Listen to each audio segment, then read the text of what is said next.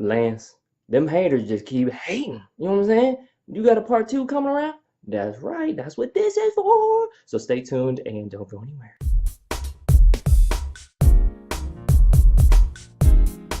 Hey, this is Lance McGowan with Essential Oils Me, and but just part one of the doTERRA versus Young Living haters video series just couldn't capture all the hate. You know what I'm saying?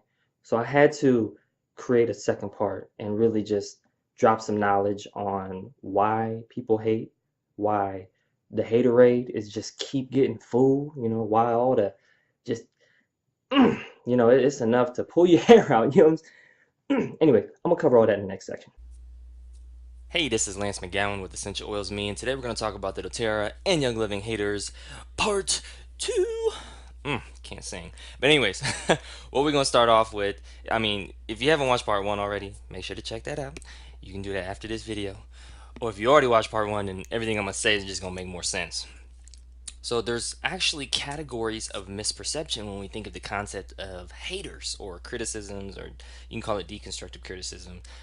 But categories of misperceptions, there's two main ones. The first one is misinterpretation. So that's where your info is accurate, but your conclusion is inaccurate due to your interpretation of the facts. And so you got George Bush right there. I'm not trying to get political on y'all. I'm just using this example where he was just basically like, hey, there's weapons of mass destruction, and went to war based off of, maybe it could have been his interpretation of the facts, or it could have been lack of facts, whatever it is. I'm gonna talk about the other type of misperception here. The point is there were no weapons of mass destruction, and basically we went to war for nothing. Actually, probably for oil. But anyways, different type of oil. Ha! I wonder if you got that. Anyways, misinformation is the other type of misperception, and that's where your info is inaccurate, erroneous, or incomplete, so your conclusion is inaccurate. And so this is different because it's almost like from the get-go you don't have what's going to be accurate. So basically, if you have inaccurate, kind of like garbage in, garbage out. So, but you may not see it as garbage. It may look like a perfectly wrapped package full of awesome. You'd be like, oh, that's cool. But there may be two packages, or there may be more to the story than what you see. And so it's important to, number one, make sure you have all of the facts. Number two, make sure you have all those facts being fully accurate, which helps when you have both sides represented of that particular discussion or topic. And then number three is to make sure that you are interpreting them accurately or correct. And a lot of that's going to have to do with the biases and being aware, self-aware. Self-awareness is one of the most valuable skill sets to have, but it's one of the most missing ones. And my previous video talked about two different cognitive biases. There's tons of them. Let me just outside the scope of this video. But the more you learn about yourself and the more self-aware you become, the better you can just have, I would say respectful discussions with people, whether that be online or in person. And that's going to be just valuable for just making sure it's a pleasant experience.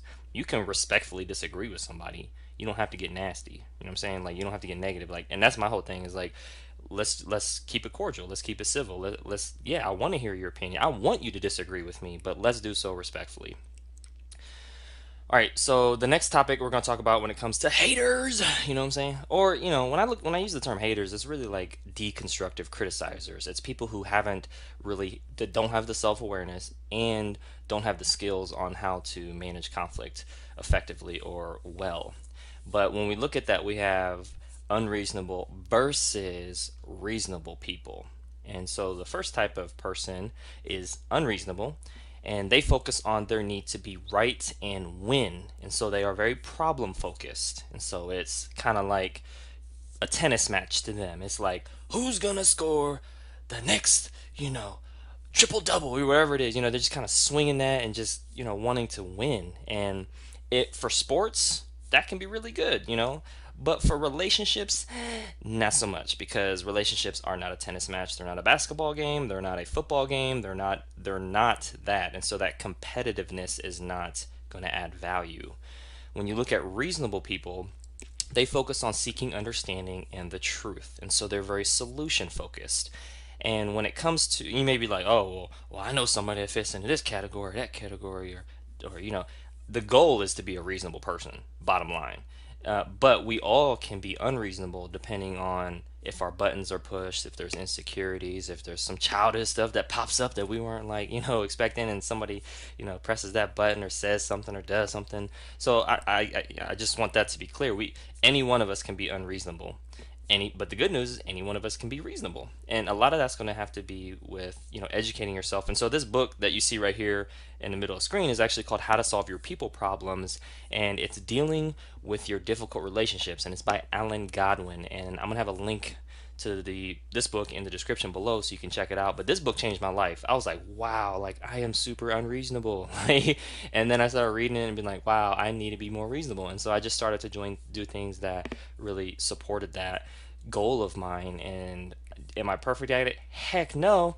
I got lots of improvement opportunities, but I am certainly more self-aware, and I try to be as objective as possible and acknowledge the biases that I have, and just let people know that, like when it comes to, essential oils, my home team is doTERRA. But at the same time, I'm going to look at Young Living objectively, and you can probably see that through the 20 plus videos that I have on this topic. But it's really important to just keep all this in mind. And then what's the solution? You're like, all right, Lance, this is the second part of the haters video. What's going on? I got lots of other hated videos too. So if you haven't checked those out, you can check those out on my channel. But the solution I like is from Charlie Munger, and he says, I never allow myself to have an opinion on anything that I don't know the other side's argument better than they do. And so when you think about that, when it comes to essential oils, doTERRA, Young Living, you should, have your position or your viewpoint, and you should know that really well. So do your research, do your homework, and then you should also do equal, if not more, research and homework on the other side to get all the facts, so that when you do talk to somebody, you can have an intelligent, respectful conversation. And you notice that's different from disrespectful and deconstructive bashing session. Like, that is not a good route. That's not a good look. Like, you want to approach things and, again, focus on the truth, seek understanding, and be reasonable. That should be your number one goal. And when you look, and this really just goes beyond doTERRA and living, this is just life skills that you should just have. Like, whether you're married, you have a significant other, kids, like, those are valuable skills to teach by example. So the more you can have that in yourself, the more other people will be like, wow, there's something different about you. Wow, there's, some type of light coming from you, you know what I'm saying? That I'm drawn to, like a mosquito to one of those little lights where they get buzzed and then they die off. But in this case, you live, you know what I'm saying? But anyways, that analogy broke down.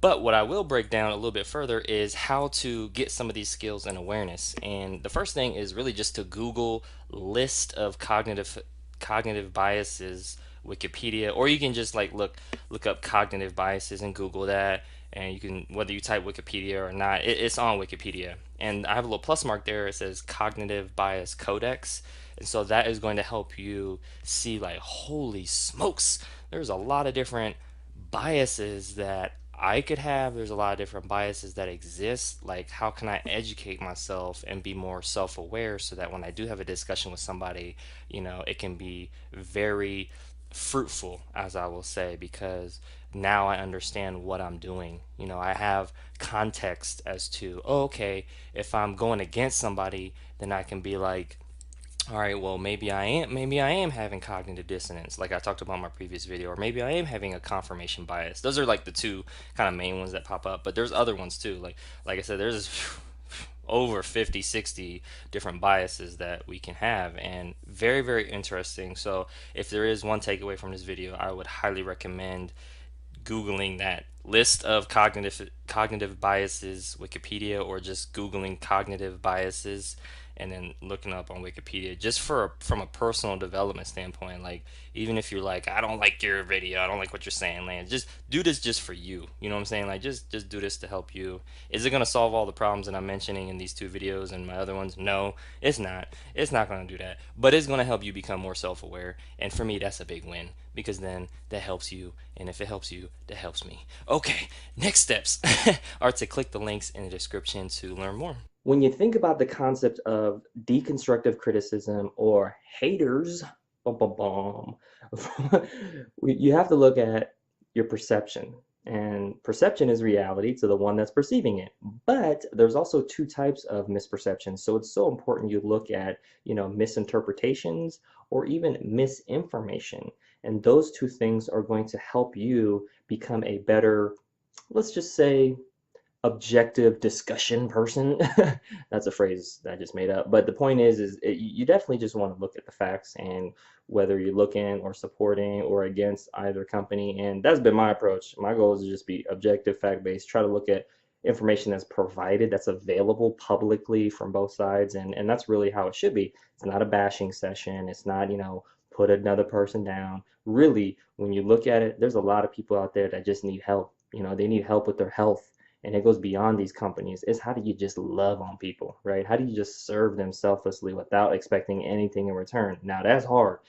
But anyways, when you also look at the concept of hating, you want to look at unreasonable versus reasonable. And the goal is always to become reasonable, but knowing that you could become unreasonable at any time. And that could be because an unreasonable person is just all up in your face, or they're digitally all up in your face. So you want to be reasonable. And the book that I highly, highly, highly recommend, because it's changed my life on how I perceive a lot of this, is How to Solve Your People Problems by Alan Godwin.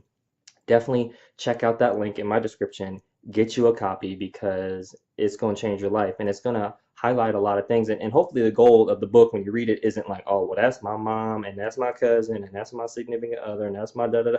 It's not, I mean, we really need to take the log out of our own eye before we try to take the speck out of somebody else's. So it's important to just look at how we can improve as individuals. There's always going to be improvement opportunities. And I mean, that's the real part of all this is by the time, if somebody's coming at you with hate, it's most likely because I call it like bad breath syndrome. It's so easy to tell bad breath from somebody else, but it's hard to detect on yourself. I mean, you like, I mean, you can't even smell it. You know what I'm saying? But when somebody else gives you that hot breath, you're just, whoa, you know what I'm saying?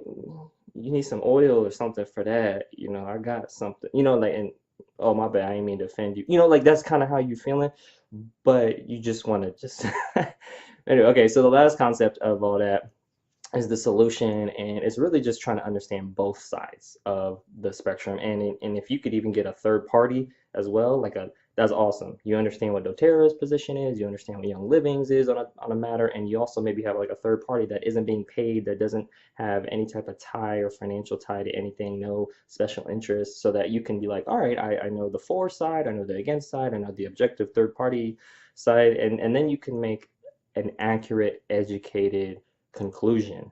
The problem a lot of times is people make claims or say things and they're not supporting that with fact-based evidence from those parties that I mentioned, and that just leads people down a road that makes them have false conclusions. And you don't want that. You want people to come to accurate conclusions that are being accurately interpreted. That's going to be the key to all this. And highly recommend Googling that whole cognitive bias concept. I mean, getting as much information as you can, because the more self-awareness you have, the better. And that's just going to make you a better discussion person. It's going to make you a more respectable person. It's just going to help you as you talk to other people. And in that information, you can drop on them. And then they're like, whoa, I didn't even know that those existed. And it's like, heck yeah, this is a well-studied psychological part of how we think. Like understanding the mind is so important, and specifically your own mind, so that you can mind your own when you don't have everything that you need to, really be well-rounded. And hopefully you hear my heart's intent in all this is really just to turn a hater into a helper, right? That's the goal. And if you've been hated on, then to not hold a grudge on somebody, but to just love on them. I mean, just shower them with love and genuinely, right? Because people got good BS detectors. So you just want to keep it real in that regard. But that concludes today's video. Thank you so much for watching. Make sure to click the subscribe button so you can stay up to date with my videos, or click one of the links in the description box below so you can continue to get your learn on.